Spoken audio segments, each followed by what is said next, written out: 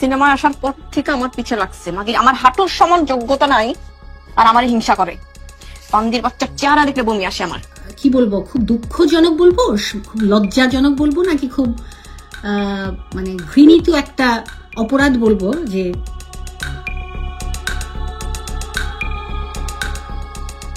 গতকাল বুবলির বড় বোন নাজমিন মিমি তার ফেসবুক পেজ থেকে লাইভে আসেন। সেখানে তিনি অপুকে উদ্দেশ্য করে বলেন, আমি এই পেজ নাটক জমানোর জন্য বা কারো নামে মিথ্যা অপপ্রচার চালিয়ে ভাইরাল হওয়ার জন্য খুলিনি।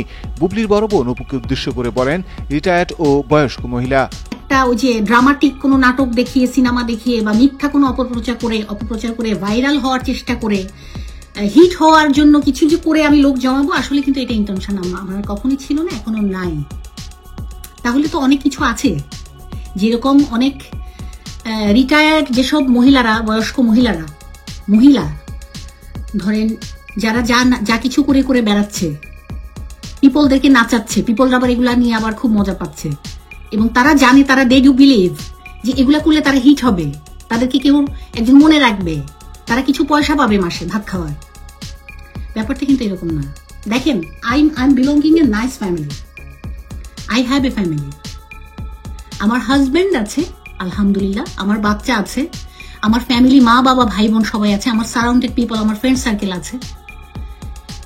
যারা ফ্যামিলি মেনটেন করেন এখানে, ধরেন যারা আমাকে এই মাত্র আমাকে যারা দেখছেন, তারাও ডেফিনেটলি কারো ওয়াইফ, কারো বোন, কারো মা বাবা আছে জীবিত।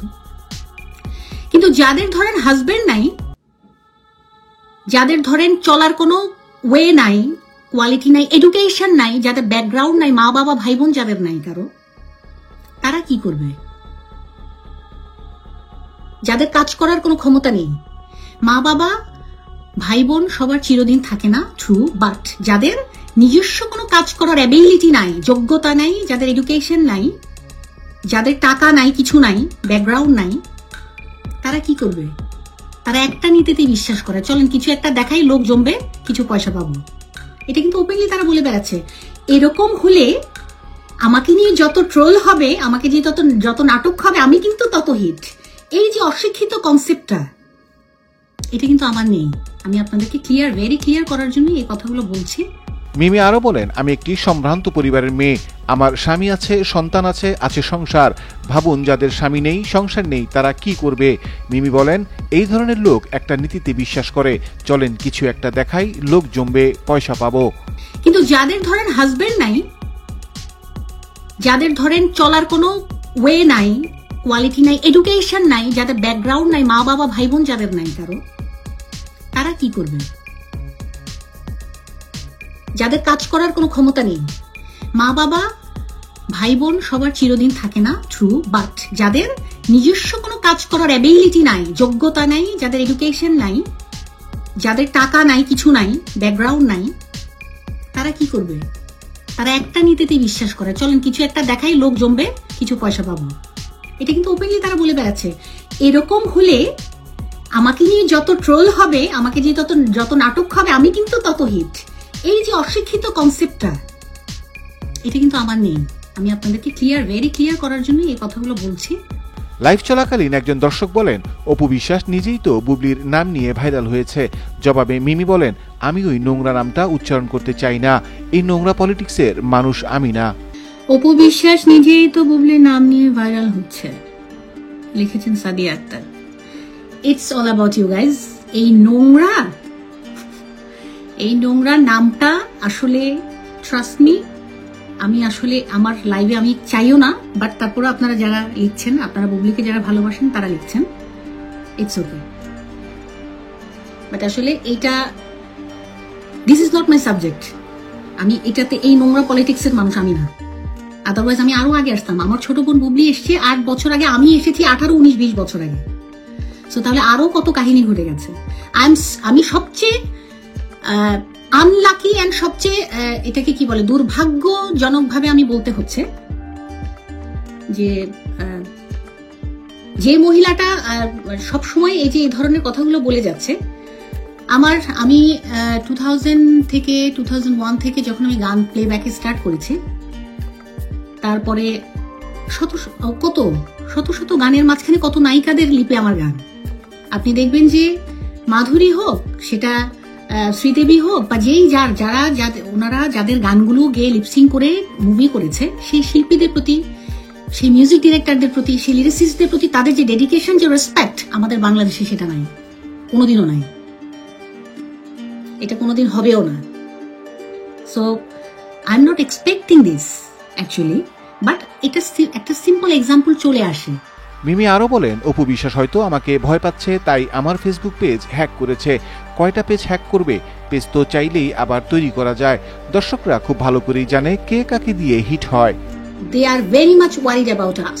Otherwise কেন হ্যাক হবে সবকিছু পুরো ফ্যামিলির? বাট আমরা দেখেন, এই ধরনের কোনো প্ল্যান পরিকল্পনা বা এই ধরনের কোনো চিন্তা তো ব্রেনে আমাদের আসে না। তার মানে কি কম্পিটিটর আমরা ভাবছি না।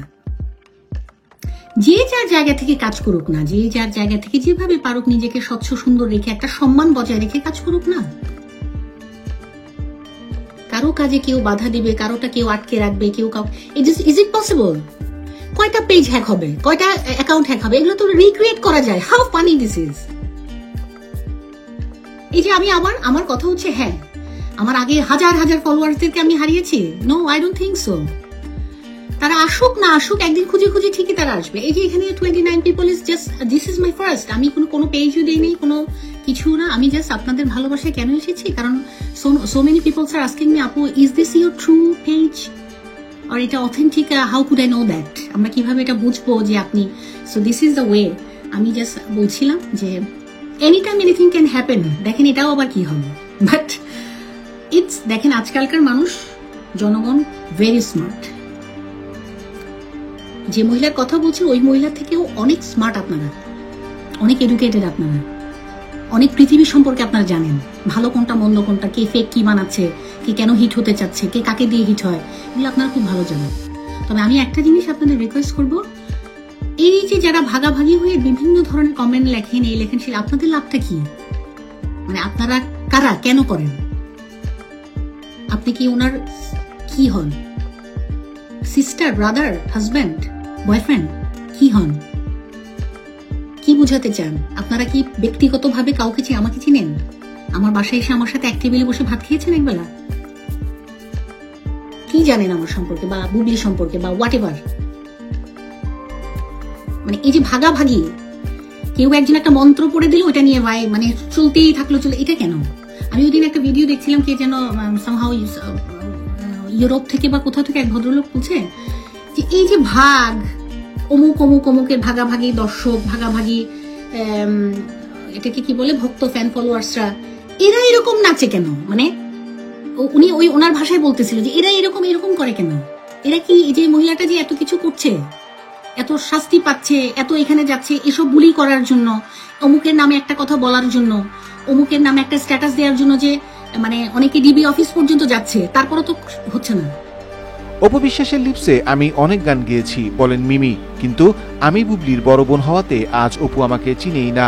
তিনি বলেন, একজন অযোগ্য মানুষের লিপসে আমার গানগুলো গাওয়া হয়েছে। কারণ আমি যে এত ভালো ভালো গান, এত হিট গান গেয়েছি আমি ফিল্মে, সামহাউ এই গানগুলো পরে দেখেছি যে একটা মানে অযোগ্য মানুষের লিপে চলে গেছে, যে মানুষটা নাকি চিনেই না, তার প্লেব্যাক, তার সে যে সবচেয়ে আশ্চর্য জিনিস, যখন বুবলি আমার বোন, তখন আমাকে আর সার্টেন টাইপের ওই আমি নাম এনিওয়ে আমার আই ডোন্ট হ্যাভ, সার্টেন ওই মহিলা আমাকে চিনেই না। How funny! এত গান গাইলাম আমি চলচ্চিত্রে এত বছর, সার্টেন মহিলা এক সময়ের সঙ্গীত শিল্পী আমি ছিলাম। আই স দ্য আমাকে মেনশন করেছে, এক সময় সঙ্গীত শিল্পী ছিলেন, এখন উনি ভাইরাল না, উনি এসব করেন না। হ্যাঁ, তো এইভাবে আমাকে মেনশন করা হয়েছে। মানে আমার বোন বুবলি, দ্যাটস ওয়াই কত ভাবে আমাকে এটা করা যায়। অথচ এতদিন আমাকে কিন্তু চিনতেন, ওনার সমস্ত হিট গানের সিঙ্গার শিল্পী একমাত্র আমি, নাজমিন মিমি।